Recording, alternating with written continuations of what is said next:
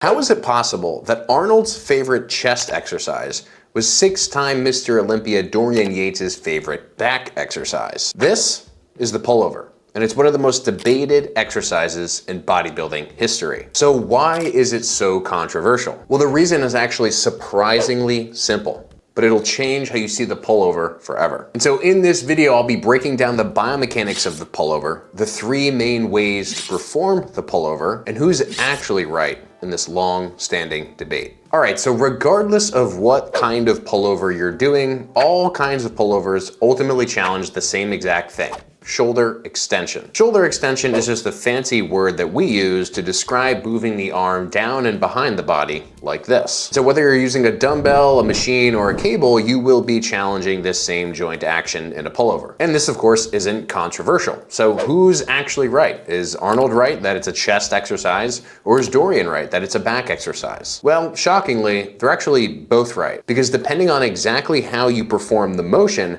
the muscles that activate can be completely different. So in order to figure out what kind of pullover leads to what kind of muscle activation, you need to understand two things. Number one is which muscles actually perform shoulder extension, and number two is how the implement you're using and the range of motion you're using impact the biomechanics. So first, let's look at the muscle activation. Multiple muscles in the body all perform shoulder extension, and which muscle activates more depends entirely on what part of the range of motion of shoulder extension you're actually using. So check this out. In the top part of the range of motion, because your arm is moving forward, the lower portions of the chest actually have the most direct ability to move the arm forward. And in this position, the serratus anterior is also very active. But as soon as the arm starts to move in a downward direction, the lower chest now becomes less active and the back starts to take over. And in particular, during this range, the lat muscles, because of their fiber direction, now will be the most active. This is because the elbow is now moving in the direction of the lat fibers and how they pull. But that's not all, because once the arm stops moving downward, it now actually starts to move backward behind the body. And because the lats don't pull the arm behind the body,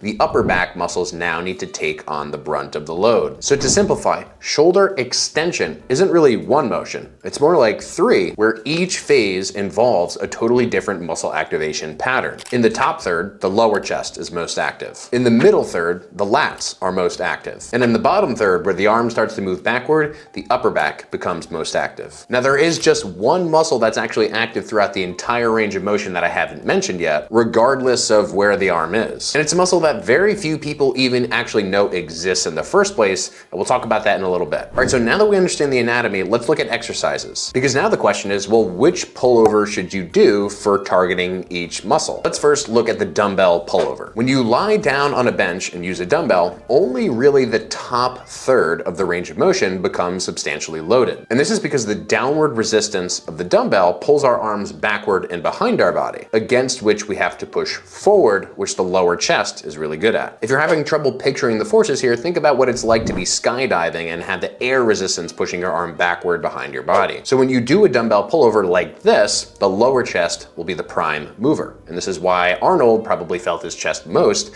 because he really did dumbbell pullovers in isolation. But what happens when we do a cable pullover like this? Well, even if we use a large range of motion where our arms are getting up all the way overhead, the resistance of the cable now no longer pushes our arms behind our body, but rather pulls our arms upward toward the origin of the cable. As a consequence of this, the middle third of the range of motion is now what's challenged most, and so the lats are most active in this variation. Now here's where this starts to get really interesting. When you perform a pullover in a pullover machine, the pads, the resistance, now push directly against the backside of the elbow. So unlike a dumbbell or a cable, a machine pullover actually moves with your arm the entire time. So in the top position, when the arms are overhead, the pad pushes the arm backward behind the head where the lower chest is most active. In the middle position, when the arms are at 90 degrees, the pad pushes the arm directly upward toward the sky where the lats are most active. And if you manage to get your arms all the way down by your sides and behind your body, the pad now pushes the arms forward in front of you,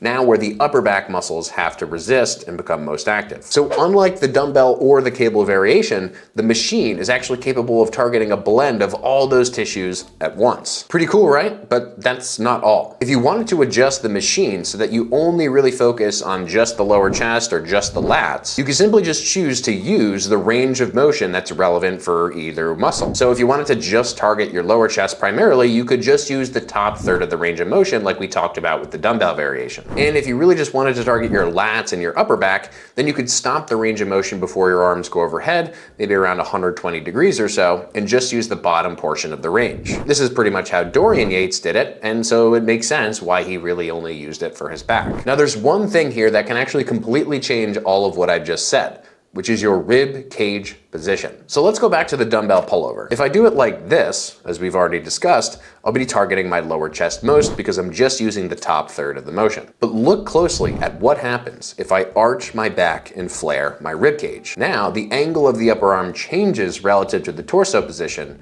so that I'm now using more of the middle third of the range of motion compared to the top third. In other words, when I arch my back in the dumbbell pullover, I'll now be shifting the focus to the lats because in reality, I'm using more of that middle portion of the range. So a seemingly small change like this can actually completely change the muscle recruitment that you experience. And remember that secret muscle that I mentioned earlier that's active throughout the entire range of motion? Well, it's called the teres major and it looks like this. And regardless of what range of motion you use or even what implement you use, the teres major will be active in all pullover variations. This is because it never really loses leverage to move the arm because it moves along with the shoulder blade. So while some of the pullover variations are more specific to chest or back, all of them will target your teres major, which can be really great if you're trying to make that armpit space a little bit wider looking. So who's actually on the right side of this long-standing debate? Well, in a sense, everyone kind of is, because depending on the implement you use and the range of motion you use, and also your anatomy and how you choose to position your body, you could be targeting your chest or your back, or even a blend of both. So pullovers are a fantastic exercise,